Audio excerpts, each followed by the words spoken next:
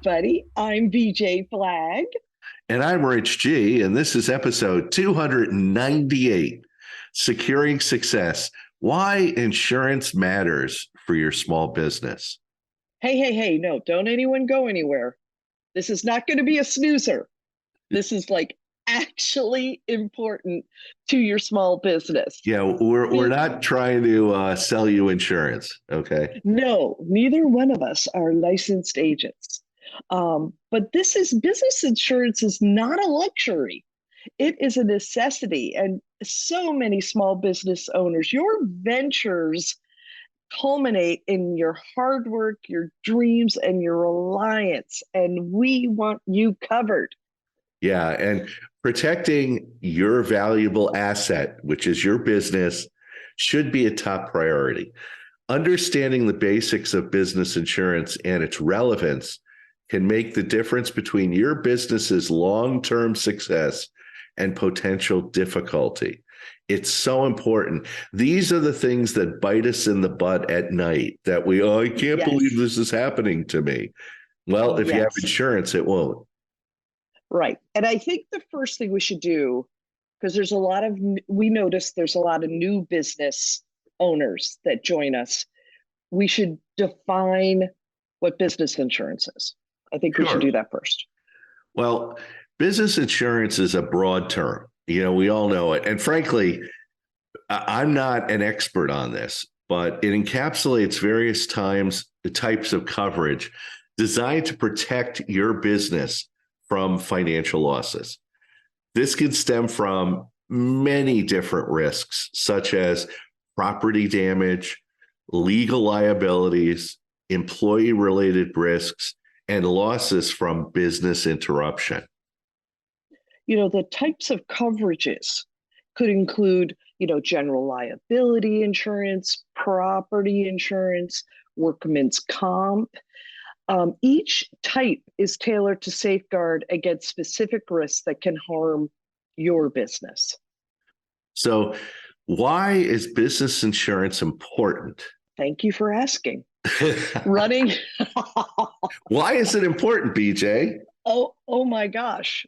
Woman who has an office and also many people.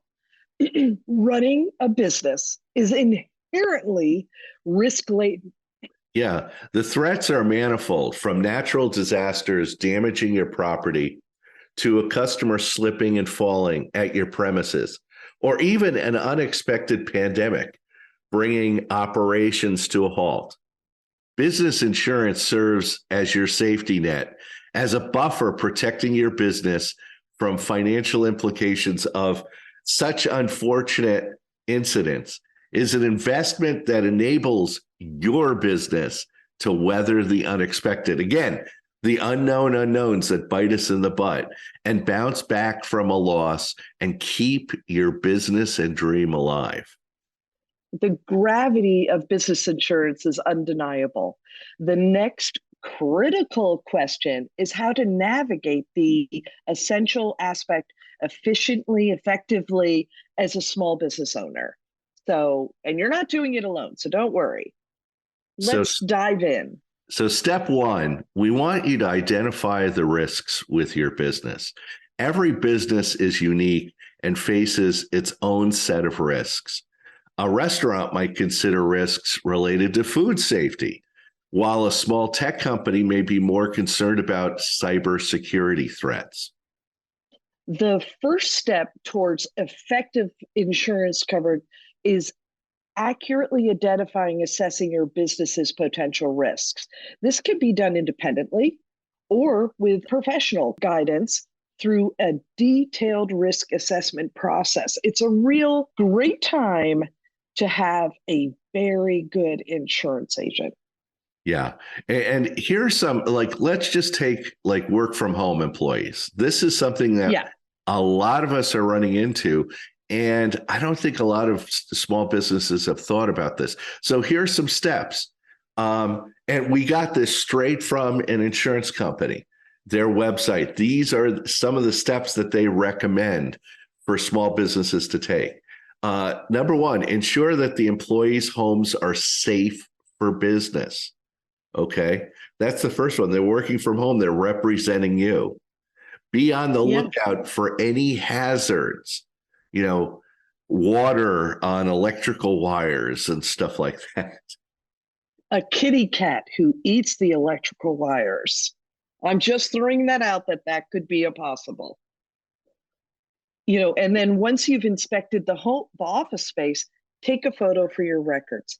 You might not be the one inspecting it, might be your employee, but you do need that photo for your records. Exactly. And then have them designate a dedicated work area. Because if this is the area that they're working in, they have a desk and a chair and everything hooked up. If they go work in another room, that kind of kills the whole idea of a dedicated work area. Assign the employee to a specific room or area of their home for work because they need to be insured that way. Yeah, you need to have some sort of controls, Yeah. and, they have to ensure that their home policy is up to date. You've really got to focus on cybersecurity. During the pandemic, there was a lot of people who just like went in, go work at home. They didn't even check cybersecurity. So that's a huge one. Yeah, especially with cybersecurity, they need to make sure that their Wi-Fi is solid because they might be working with client files, client information, social security numbers, medical information. You need to make sure that everything is locked down tightly. You need to stay in direct contact with the employees on a regular basis just to make sure that their office doesn't change. If Yeah. you're on a Zoom call with them and you see a different background, you're like, aren't you working in your office and stuff? Yeah. So, Yeah. And you at this point, you have to review your insurance with your agent and run over all the different points. Where are all the employees? Here are my photos. Here's what's happening. And it might be covered under general liability. It might be covered on, definitely workman's comp, obviously. But, you have to understand how far does property insurance go. So there's a lot that you have to do. yeah. And Yeah, you have to create also a work from home or hybrid or telecommuting policy that they sign, that these are the parameters that we're working, because if they deviate, then you're not liable.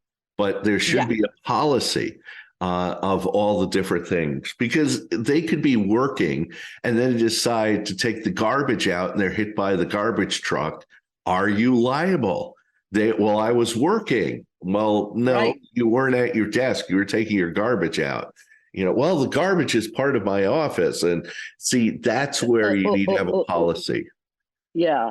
And, communicate that the telecommuting is a privilege. I know this, I don't mean it from a control issue. It's not that. It's just have them understand that in order to make it work, it does have to fit within the parameters. Yeah. And you can go back and blame it on insurance and say, I'm so sorry, but this is how we have to kind of control it. And then you're free. And then just so you're in your office and it's identified how it is, all is good with the world. Yeah. So, And I think if you're very honest with them and you just say, look, when you're in the office, that's a controlled environment that I can control. When you're working from home, that is an environment that I can't control. So you and I need to be on the same page of certain things you can do and you can't do. And if you appeal to you appeal to their better selves and you just say, look, I'm just trying to make sure that you're happy, I'm happy, and that you're safe and we're safe. That's it. That's all I want. right. And really, I think they're going to appreciate that you've extended and understood their environment. So it really does, it's a thank you for sure. Step two, understand different types of coverage. As a young business owner, I was really surprised by the number of different types of insurance, but I had a fantastic agent from the very start. And we really were able to kind of go down all the different risk factors. Obviously, at first, I just had one other employee, so it was easy enough to do. But the various insurance policies and coverage that's available, you need to, address different type of risk areas, as we talked about earlier.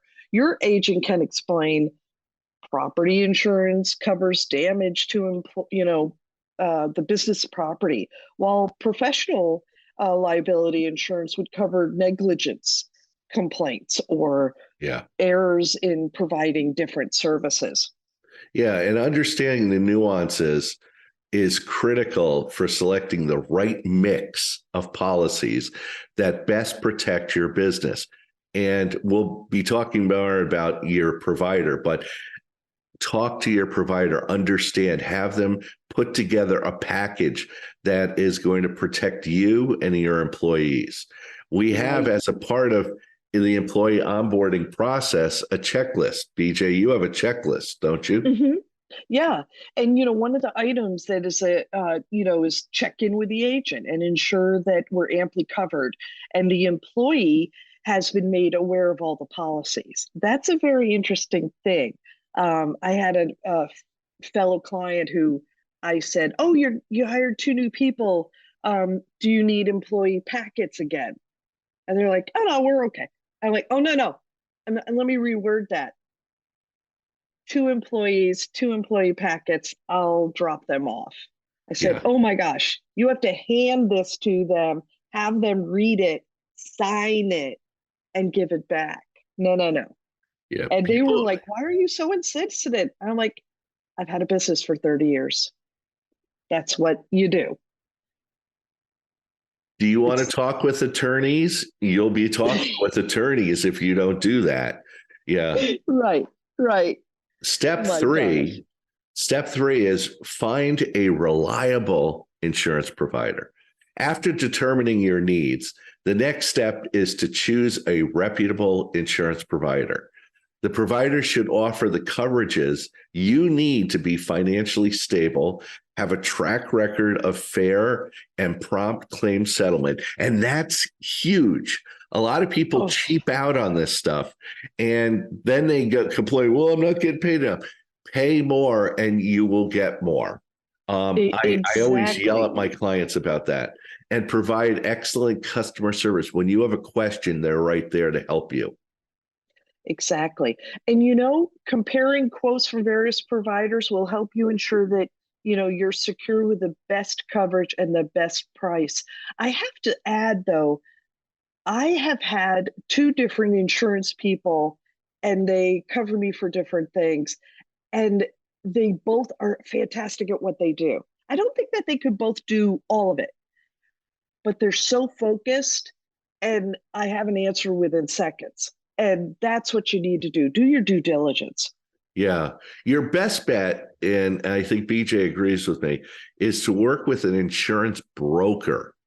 Don't just go to an insurance company, go to a broker because brokers represent you as you search for the right policies for your needs.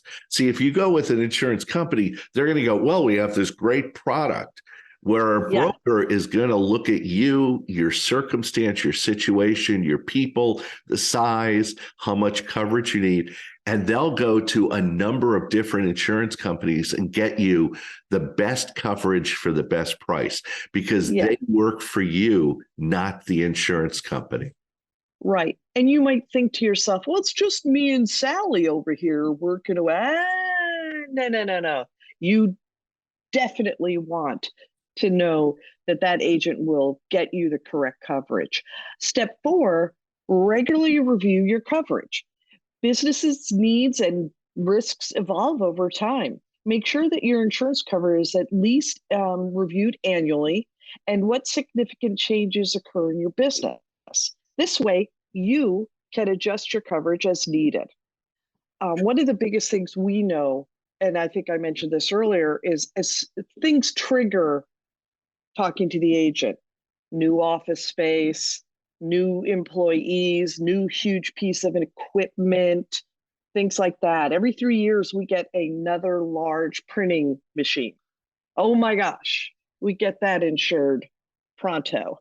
So there's things like that. that come up, and you need to be able to have that timetable available, and also make sure that you're, constantly reviewing. Yeah, it's so important. And like when we say regularly review your coverage, take your broker out for lunch or coffee and sit down and go, how are things going? How am I doing? Is there anything else? And I know you're thinking it's another way for them to sell me more. You might need more. You could always say no, but it's good to have a relationship. I think BJ and I have always said regularly have coffee or lunch with your accountant, your attorney, Yes. your insurance broker, your landlord, and your employees. Yes. You need to meet with these people because they're your advisors. They're going to make sure that you're not exposed anywhere. So Exactly. in conclusion, business insurance is an integral part of risk management for any small business. It provides the necessary financial protection against unexpected losses, helps instill trust among clients and employees. I sound like an insurance company, and ensures business continuity. And by investing in the right type of business insurance, you're safeguarding your business and ensuring its growth, sustainability, and success for years to come. The power to protect your dream is in your hands. Make the most of it. Dun, dun, dun, Mutual of Omaha. Yes. Exactly. And it was really funny because we thought about that when we were talking about this podcast. Do we talk about various insurance companies? No.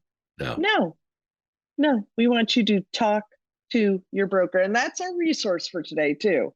Yeah. Have a meeting or lunch, coffee, whatever, with your insurance broker. Be an educated consumer. So if you need to read up on what all those insurances are and why you pay for terrorism coverage, you are an educated consumer. And that's it for this week. You could reach out to me at richg.com, and you could find BJ at newrenew.com. Thanks to our editor and producer, Richard Scalzo, who makes everything happen. And have an unbelievable week, and catch you later.